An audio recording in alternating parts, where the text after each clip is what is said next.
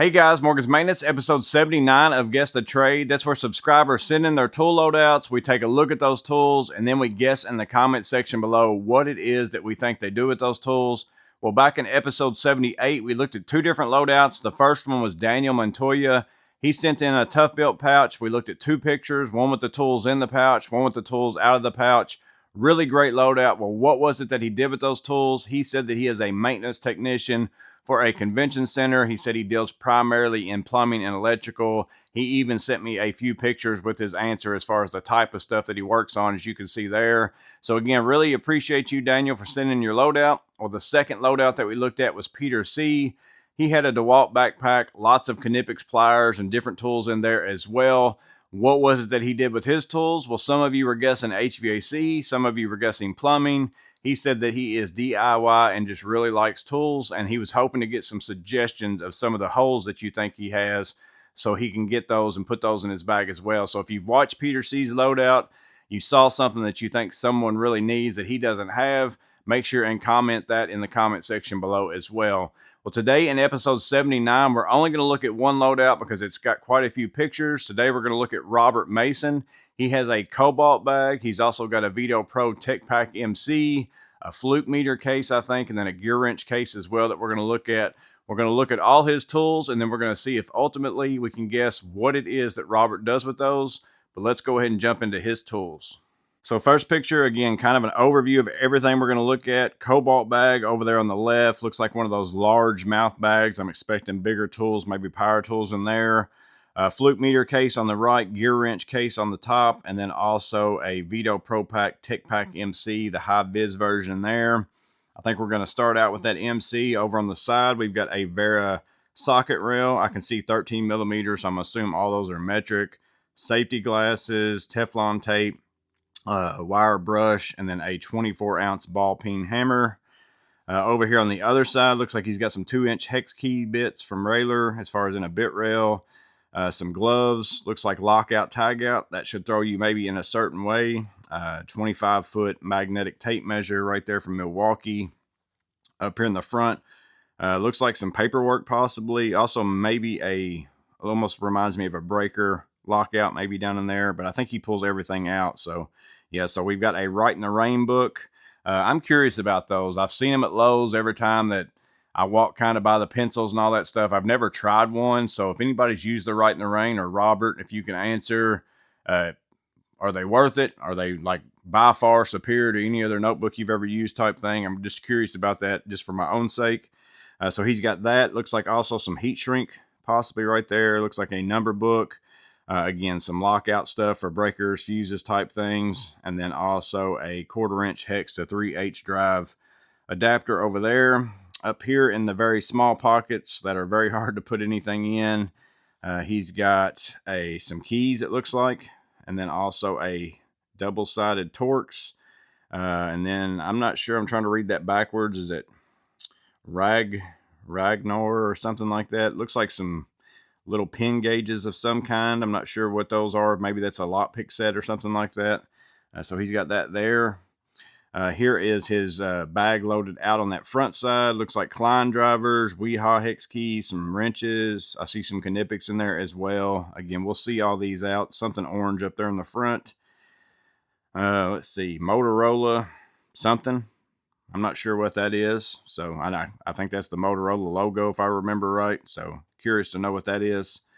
Here we've got some Klein hex keys, SAE and metric. Looks like he's made his own little stubby wrench for a certain reason as well right there. And then also the Klein conduit lock nut wrenches up there. Those aren't the offset version, but the regular. So here's all the tools that's on that side. Let me see if he zooms. Yeah, he does zoom in. So there's an overview of what we're about to look at. We're going to zoom in here in a second. So up here we've got some, and I don't know what these wrenches are called, where they're the ratchet wrench on one end, and then they also twist. I don't own any of those, never had any of those. I'm not sure what they're called, but those are all metric right there. And then he's got SAE over there on the other side, which not all of them are ratchet wrenches, but it looks like most of them are. And then he has a couple that are Klein tools basically that aren't. So he's got GearWrench wrenches, and then he's got a Klein Tools 11/16, and then a Klein Tools 13 millimeter. They are 250s on the Cobras, and then he's got a pair of diagonals there as well. Move on to the next one. So we've got the Knipex shears, a channel lock adjustable wrench. I really like the ones of those that I bought. A pair of some Irwin punches right there, and then the Weehaw hex keys. Now, back whenever I had the hex key video for the Milwaukee ones that were the easy access, are the ones I keep in my drawer over here. Really like them, but as far as I asked people about, you know, what was the best access case and all that kind of stuff, and it was by far Weehaw. I don't know if it's these two right here, but Weehaw, and I want to say they have like the Magic Ball or something like that. That was kind of the #1 recommended ones to me anyways. I've still not tried any, but he's got some Weehaws right there. Next picture, we've got a long extension with a wobble type end on it up there. Also the Klein flip blade on the insulated, very good screwdriver. Then an N1 version of the Klein flip socket. It's the maybe 14-in-1 or something along those lines, or he's just got a flip socket in a different version. I don't know if that's a Weehaw on the 11-in-1 screwdriver. Almost looks like a little bit too dark of a red. And then we've got the Klein electrical installation pliers, and then some Klein demo drivers. I think I've got that set right there. Service wrench. He's also got metric flip sockets. So far, a lot of what he's running is metric. Spring tool. Then he's got the little plumbing pocket Klein screwdriver, Klein stripper, pair of 180 Cobras and pliers wrench. Another stripper right there for sheathing and stuff, and then a shorter extension and a crescent adjustable wrench. Next picture is the other side of the bag. Looks like almost like some big welding sleeves or gloves in a way. So he's got those there. I'm seeing some more wrenches, some more Knipex. So we'll see. Looks like he's got a punch set, also a torque set, another sheathing. I think that's a sheathing knife from Knipex. To see a screw extraction type setup there, and then a set of hex key ball ends that go on a ratchet. Those are GearWrench. So he's got quite a few GearWrench tools. Purdy scraper. So now we're just seeing it with those gloves kind of out of the way, or sleeves. Let's see. I'm not seeing anything that I didn't just mention. Maybe a vessel screwdriver, tone screwdriver.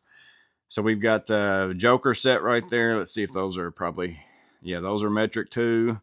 Tone ratchet, flex head, Knipex, extended reach pliers. Those are probably actually my favorite pair. Plus they fit in bags really nice, like an MCT or something along those lines. But the Milwaukees do get me like in more spots if it's a very tight fit. But if I can reach it in somewhere, I prefer using those Knipex. I just like the feel of them a little bit better. Has the Milwaukee strippers, also another pair of Knipex Cobras right there.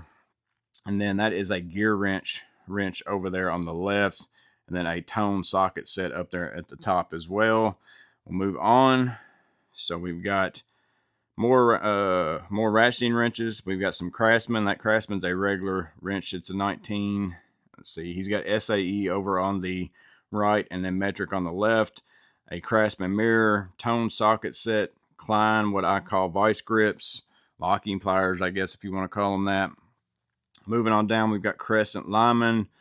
The tone almost looks like a either very thin flathead or one of those pry bar type things.